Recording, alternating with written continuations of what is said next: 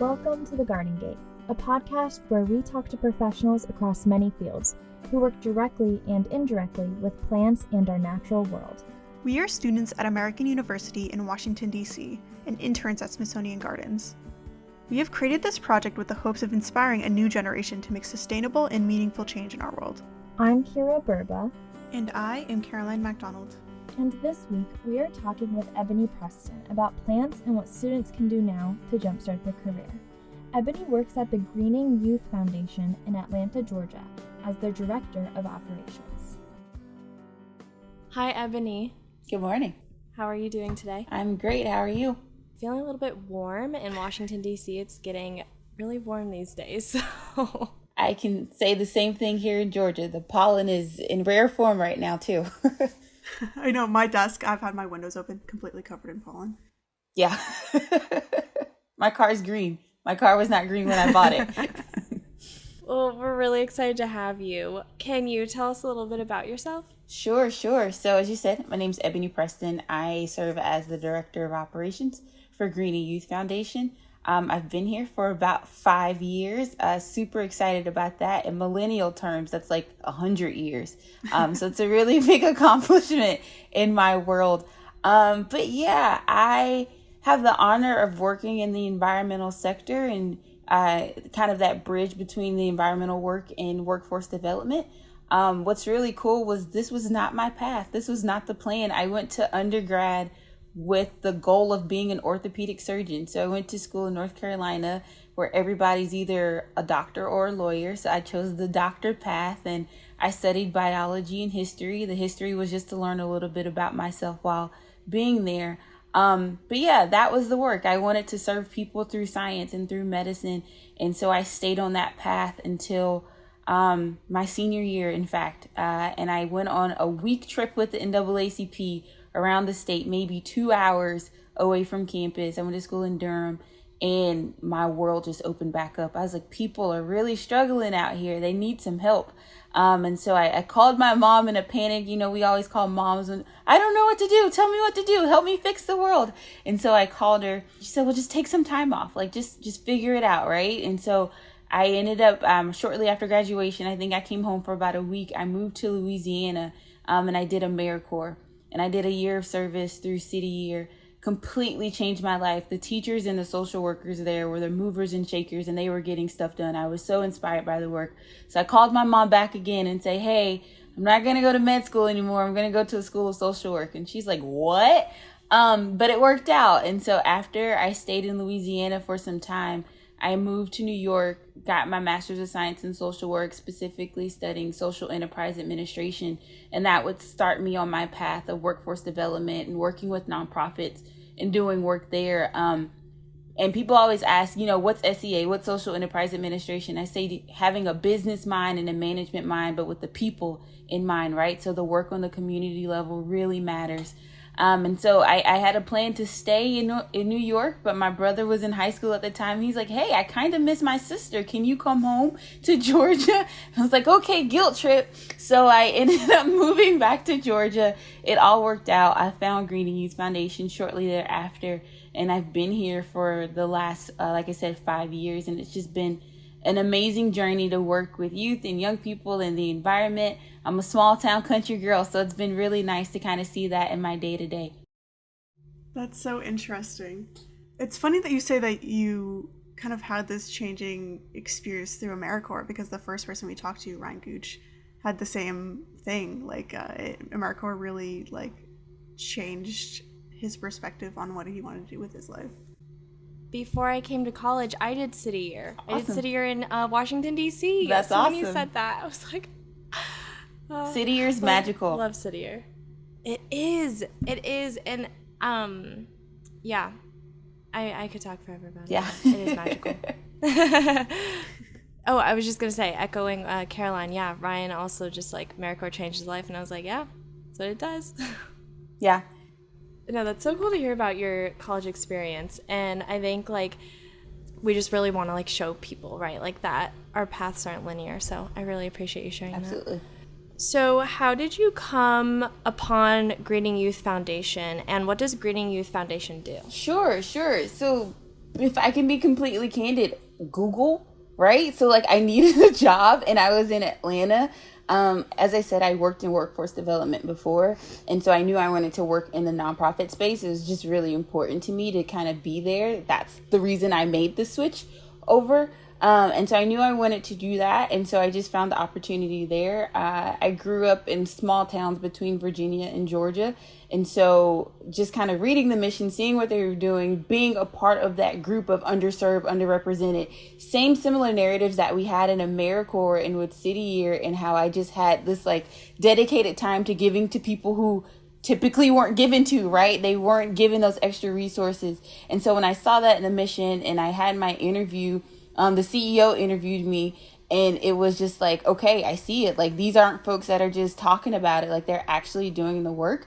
And so just to kind of frame it all, what Greeny Youth Foundation does, its mission is to engage underserved, underrepresented youth and young adults and introduce them to careers in conservation and the whole entire environmental world, if you will, and just to show that there's so much out there as far as opportunity. And my background, again, like I said, is social work. And so just kind of finding refuge in nature and wellness and health and how all of these things are connected, and just really giving them the exposure to do that. And then again, if they're like, hey, I could work here, then our job is like amplified, right? Like, we're really excited about those moments where they say, I can be a park ranger or a horticulturist, or I can work in urban agriculture and be a landscape architect, or I can be a botanist, and the list kind of goes on, but just really creating these opportunities and pathways for young people. That's so cool.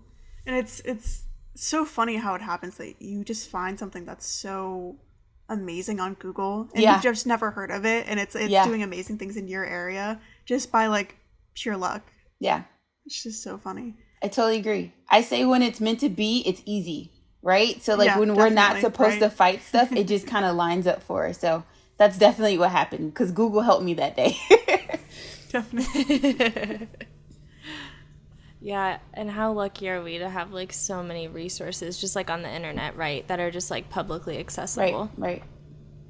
Yeah, like sometimes it just takes like digging through pages and pages of Google to find something cool. This was page 1 of results, Caroline. Page one of results. Page 1. Yeah. Wow. If it's meant to be, it's meant to be. It's crazy.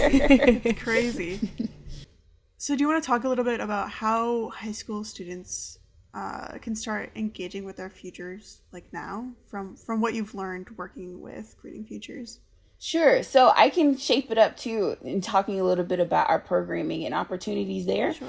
And how we've been able to engage students of all ages, right? So starting with how we actually got our start. So Greeny Youth Foundation was birthed in Georgia. So in Gwinnett County, our founder and CEO was working with her neighbor or talking with her neighbor. They wanted to do an Earth Day event at their son's school. And so that's how we got our start. They just wanted to kind of bring the environment to these young folks. Our CEO, she went to law school. That's actually where she met our chief strategy officer. They were classmates there, but they had been in the legal field for so long and there wasn't a lot of representation at all. She didn't have mentors. She didn't have a network or people that she could kind of confide in that would understand her perspective. And so the many layers there, right? In the millions of ways that she shows up to a space, similar to how you and I show up in spaces. And so she wanted to create that and she wanted to make it accessible. So thinking about all of that while doing an Earth Day event, but needless to say, she went into the school and she did that programming, and it was such a good time that they ended up inviting them back to do more and wanted to do more programming. And so that would kind of birth this after school or sometimes during school programs where they had a guitar and they had, the globe beach balls that folks use, and just talking about like composting and why it's good to recycle and things like that.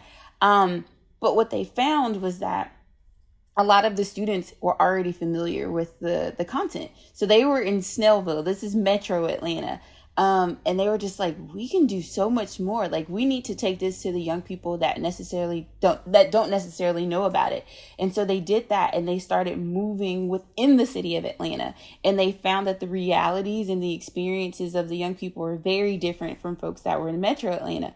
And so at that point, they started to make a shift and make sure that the programming was culturally relevant, that it was accessible, that it was age appropriate, that it was dealing with the different nuances of this school versus that school, or this neighborhood versus that neighborhood, or this reading level versus that one, right? And so considering all of that work. And so through that, it's like, okay, maybe we need to get to the point of talking about composting and recycling, but we also need to talk about like air pollution and why all of these kids have asthma, or the fact that the kids think that milk and eggs come from the grocery store, right? Like there's a whole process out there, guys. Or like, let's not eat fast food every day, or why we shouldn't litter, or why does our park look the way that it does? Do I have access to a park? What is the implications of that, of me not having access to green space? So talking about all these things that are right in front of their faces that they didn't even realize that were part of the environmental issues. Even now we have kids that want to talk about Flint and Hurricane Katrina. And I'm like, these are environmental issues. And they're like, they are. And so it sparks an ongoing conversation that we're able to have with these students. So it's really about environmental stewardship for us. And so I say that to young people, K through 12, for these programs, it's just learning, right? And putting yourself in situations and knowing that it's not an adult's problem. It's not somebody else's problem. Like it personally impacts us. And so learning as much or getting involved as possible. So we have programs, we have online programs, but there's also organizations like 4-H or like Boy Scouts and Girl Scouts, or there's different meetup groups. I know Outdoor Afro has several like meetup groups across the country where leaders are just going on hikes. There's family days there too. So I know kids got a million things going on with like school and just responsibilities. And even with my adults, I say, hey, if you're on something and you're busy, like especially with school, like let that take priority. But carve out a weekend once a month, go camping, go hiking, go talk about, go learn and talk about what it means to recycle and how you can do that. Or if you want to compost at home, but just becoming an environmental steward can be really simple. It can start with something like recycling. It can start by doing like a trash cleanup. It could start by learning and understanding where your food comes from, and letting that kind of be the path. And so that's how we get started with our K through 12 students.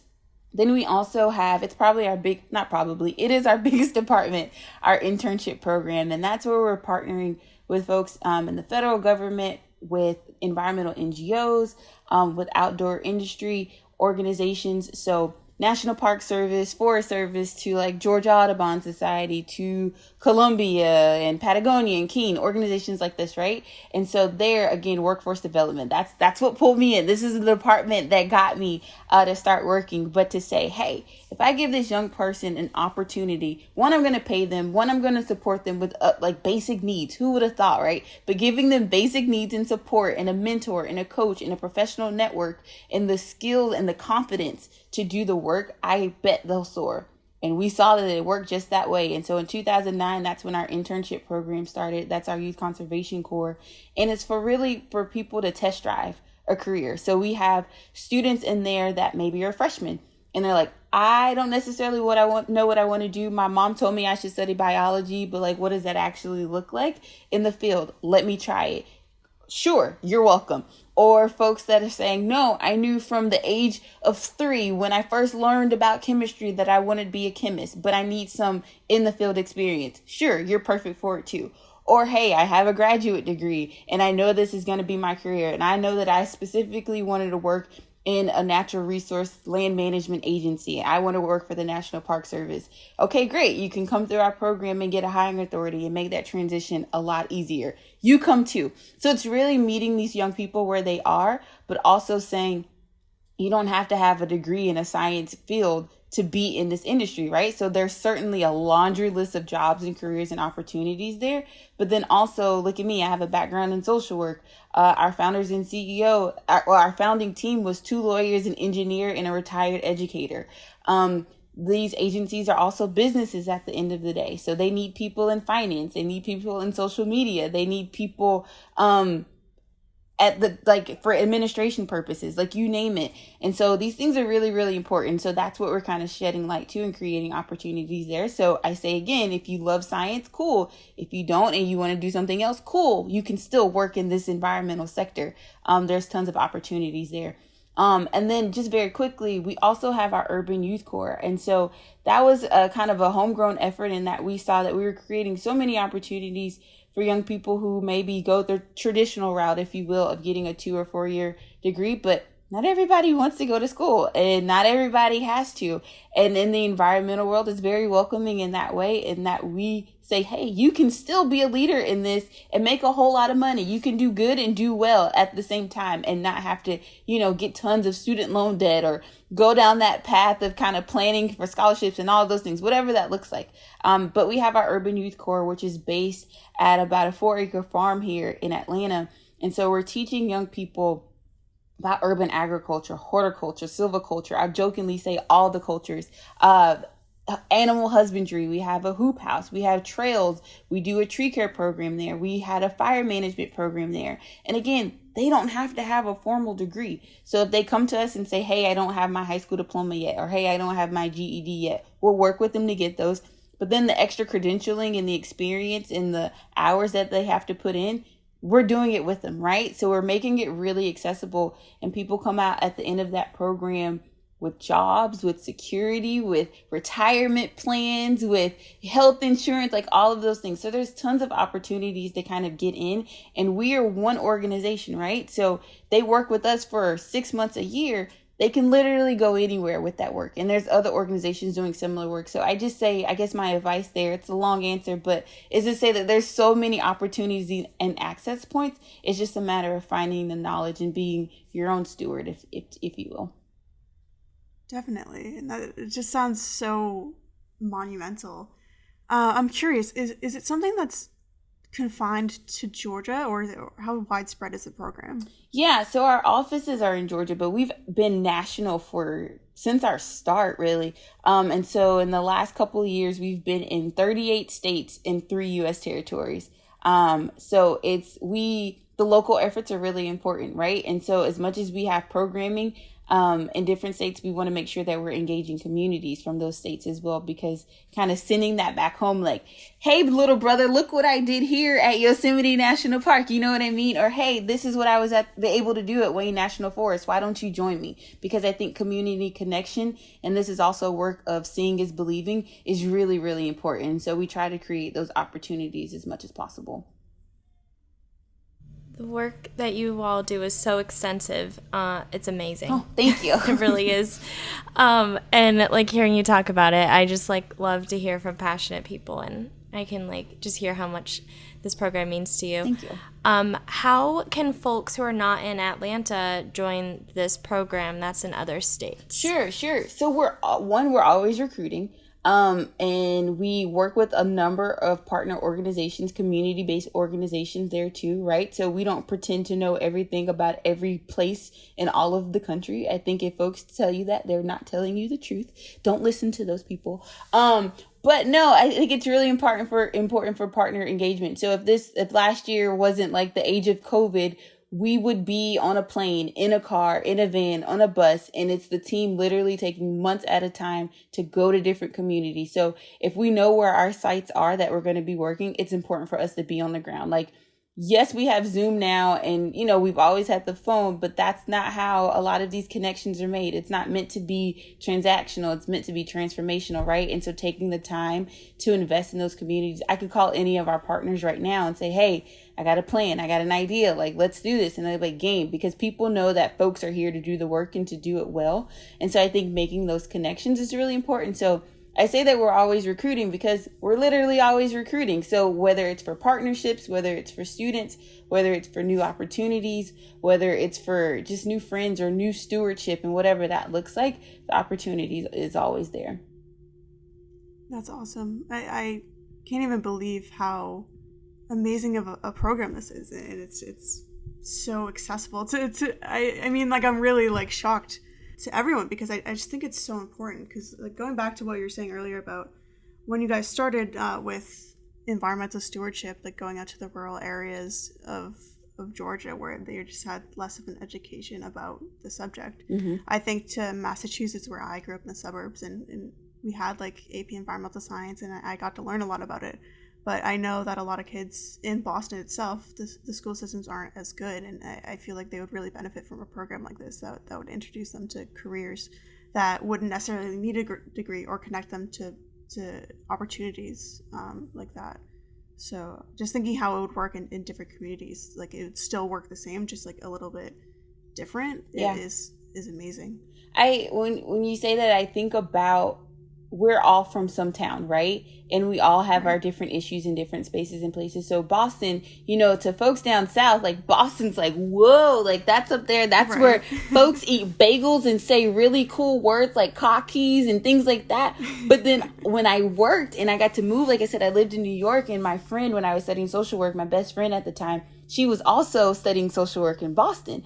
And so we kind of used it as an excuse to go see each other. But I got to do work with National Parks of Boston. And so I've been able to do that with Greeny Youth Foundation. And so one of the other benefits and perks of this work is that we're able to be a part of those conversations.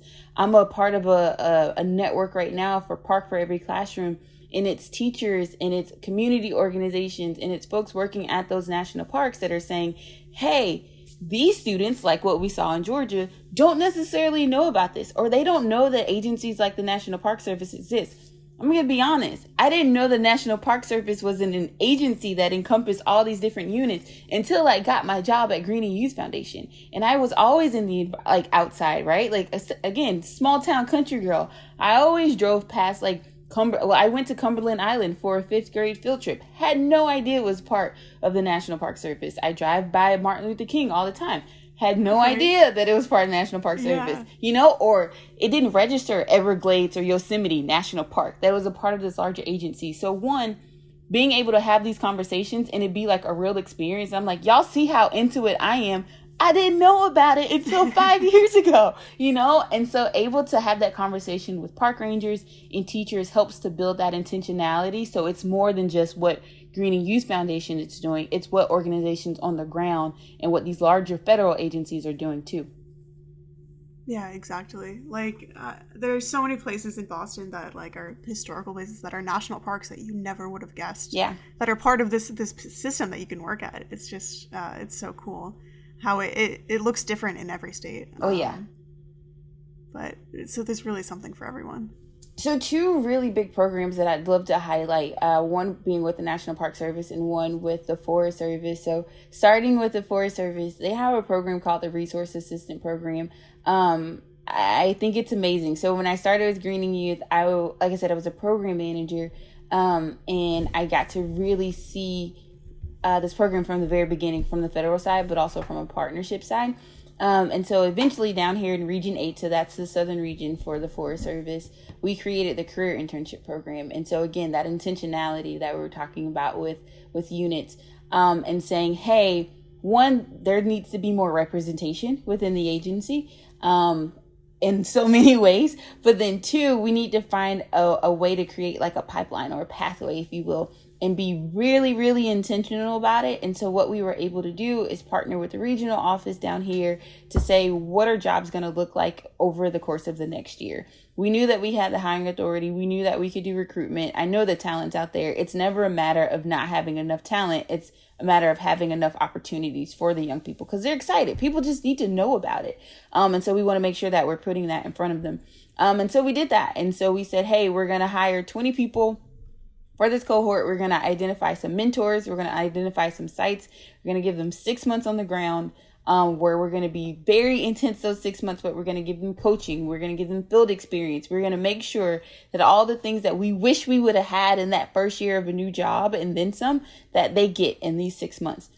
And when I tell you that program was so successful, I remember just kind of calling young people, Larry Harris, I'm not going to cry, but Larry Harris, when I reached him just for vetting to say, hey, I see your resume, you're coming from Tuskegee, tell me a little bit about your interests. And he's very much like me, from a small town. Like I like science.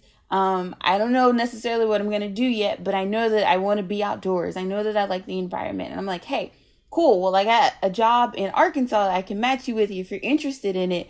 He was just like, okay, like I'll interview. But he was like super emotional about it.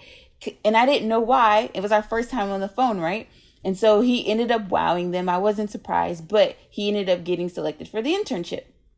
So me just calling him casually to say, hey, Larry, they really liked you out in Arkansas. They want to know if you'll take the position. And he like lost it. He started crying and I'm like, what's happening? What's happening? Like, what's going on? I don't get it. And he's just like, you don't understand. Like, we don't get opportunities like this. Like, this isn't something common. Like, I know I have my degree. I know I've been told I can do it and I see that I can do it, but I didn't know how I was going to do it. Right? Like, what is that implementation? I was like, I get that, man. Like, I get it. I'm here with you. Like, this is not we don't do internships where we make you an offer and then you never hear from us again, right? Like, I'm in your business. If you don't call your mama, I know about it, right? So we're like in their business to make sure that they are successful. And so we did just that with Larry. I got to meet him several times over the course of the internship. And so what happened was at the end, he ended up getting extended. So he ended up working for a year. But the force that he was doing his internship actually made him an offer. And so he got hired there. And so Larry then calls me and say, Ebony, guess what? And I'm like, what, Larry? It's Wednesday at 3. I don't know. He's like, I got hired. And I'm like, hired by who? And so he tells me, and then I start crying. So it was really like full circle. But just to see how investing in these young people, you never know how people are showing up, even if it's just on the phone, the impact that you can make in someone's life. Like literally in a year's time, his life completely changed, and his communities, in his class, his classmates or his little cousins and his family, like people see what options are. So I think that's a beautiful experience. And I'm so proud of that program. The resource assistance program, I think overall, with the partners, they've probably had like 500 or 600 people matriculate through the program at this point, and they've had a whole lot of hires. For that first cohort that we had, I think within the time period that we were looking at, we had about 60% hires, but then over the course of the next couple of years, 80% of the people got hired by the federal government. So between the Forest Service and NRCS, which is really, really good to have success for a program. So super proud of the work there. And then I'd be remiss if I didn't talk about our program that we have with the National Park Service. It's actually our flagship program, HBCUI. So it's Historically Black Colleges and Universities Internship. That's what the I stands for. And so again, a very intentional program with the National Park Service where they say, hey, there's no representation. Like we need to do better. And we can connect these young people coming from HBCUs to cultural resource sites, to natural resource sites, to opportunities within the National Park Service. So over the course of the last 10 years, we literally had hundreds of students matriculate through the program. I made this stat the other day. It was just a joke. I was like, our admission rate is lower than Harvard's. Like, that's impressive, but it's just to show like the uniqueness and the coolness of the program. So we'll have like 40 positions and have like 8,000 applications. What? And so it can be hard for our staff because, so after I was the program manager, I served as director of programs. So that allowed me to really tailor what those wraparound services look like. And I say that those wraparound services start from the beginning of when you put in that application. So if you apply and you talk to someone on our team, even if you aren't selected, you're there, right? Like you're on my caseload. Like I need to know about you. I need to know what you want to do, because if I'm recruiting and you took the time to come talk to me while we're out there recruiting and you don't get that job, maybe you just weren't ready, or maybe it just wasn't a good fit, or they needed somebody with more experience. I don't want that to be the last time you do this, right? And so making sure that we're talking with them and mentoring them and counseling them and say, well, let's look at this. Well, what about this? Okay, have you met this person? Do you know this community organization? Have you tried volunteering here? Have you done an internship here? And so doing that work. And so my team, when it comes time for like vetting, they're like, oh, Ebony's going to be on. Because I'm like, guys, we have to interview. We have to talk to all these people. We're not sending just these generic emails. Sorry, you didn't get the job. Try again later. Like, no, like these are people on the other end of these. This could be a future chief or secretary of the interior. Like we don't know. And so just making sure that we do that. But I would say all of those efforts that we pump into the applicants, the candidates, oh man, so they're the gems, right? To be the 40 of that 8,000, there's something special. And sometimes they don't always see that at the beginning. They're just saying, hey, I'm this young person from this college, and I know that my mom told me I had to get a job. but I'm just here. And I'm just like, oh, no, there's so much more. And so we're working with them over the course of the summer to do professional development, for them to do networking. There's a big culminating event. We've had so many people go through that program and then get hired and then now are supervisors within the agency. It's a beautiful thing. Super excited for them to hit 10 years this year. There's a big conference at the end of the program, and so everyone gets to come back together. We're actually planning for one to be in Atlanta, July of 2021. We'll see how that goes.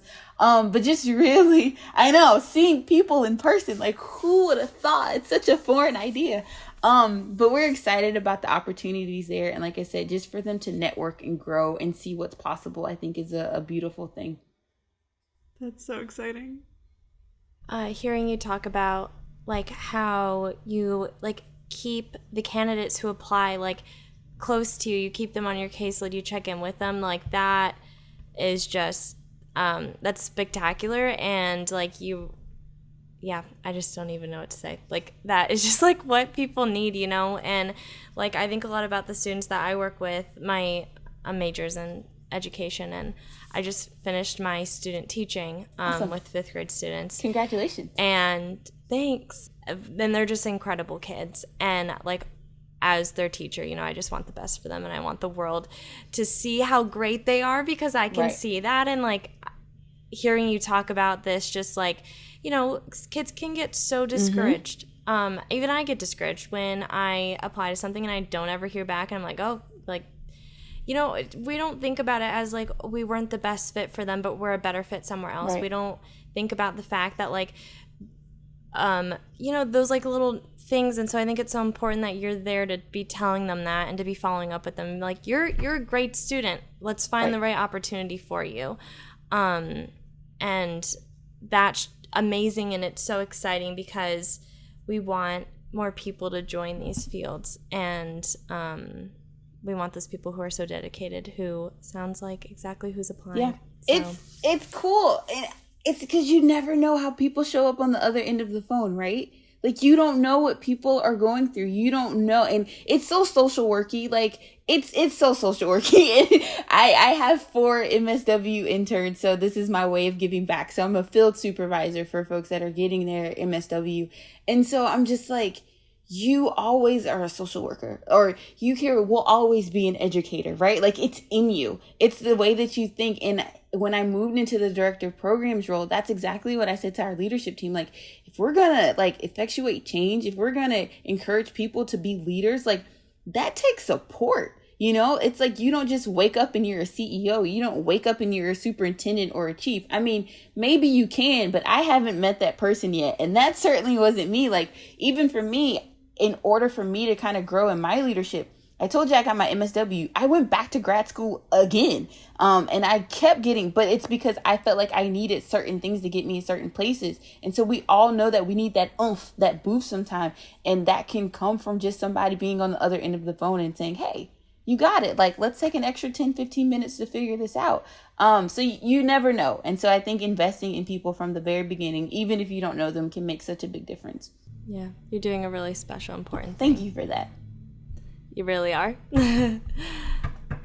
I say that one of the coolest parts of my job is that I feel like my job is to go find unicorns, right? And so it's really finding the talent that's out there that is so unique and crafted. But what I found, which is so ironic, is that there's so many unicorns. And so I just see the power that is young people and the young voice that's there.